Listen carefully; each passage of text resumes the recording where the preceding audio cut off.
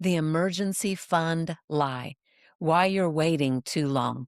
If you've ever told yourself, I'll start saving when I can do it right. I've already blown it today. I'm going to keep going, but when I can do it right, I will. This might be the exact thing that's keeping you stuck.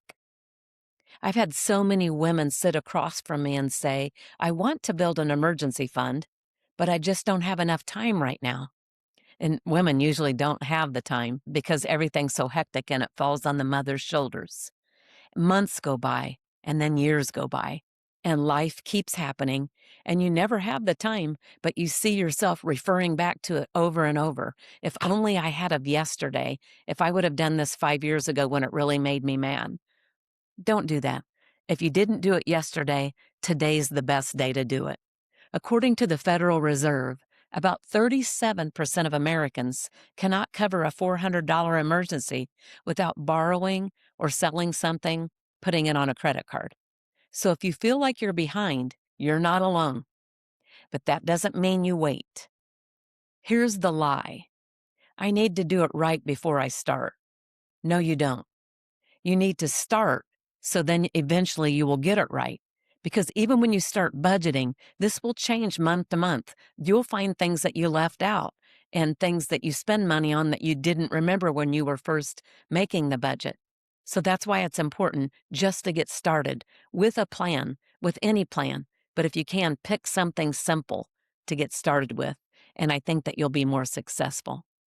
Research highlighted by Morningstar shows that even small emergency savings reduce reliance on high interest debt during a financial stress. So it's not about the amount, it's about the presence of a buffer. There's 3 moves I want you to take into consideration today. And remember, even if you only make one move, it's a great move. I love Brian Tracy. He's a motivational speaker, and he says this: when you're writing down goals, write down 10 goals on a sheet of paper like they've already happened. I've lost 10 pounds. I go to the gym 3 times a week. I've saved up this amount in my savings. Pick one of those 10 that is the most important to you, that would make the biggest life change for you. Turn the paper over and write that down and all the steps it would take to get to it. And then start working on one thing a day. That's what we're talking about. Just your next move to get something going.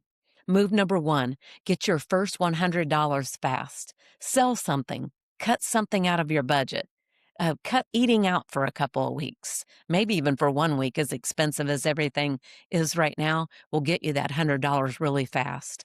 Move number 2, automate something small, like $20 to $25 each paycheck goes into a savings account that's very hard for me to get to, not in my same small town. Move number 3, keep it separate.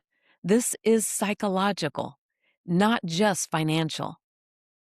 The bottom line, you don't need to be perfect. You need protection, and that starts small. If you like this and found this helpful, please subscribe to this channel, Alan Money Talks. Let's work together as I become your financial therapist and we change our thinking around money so that it fits our lifestyle even better.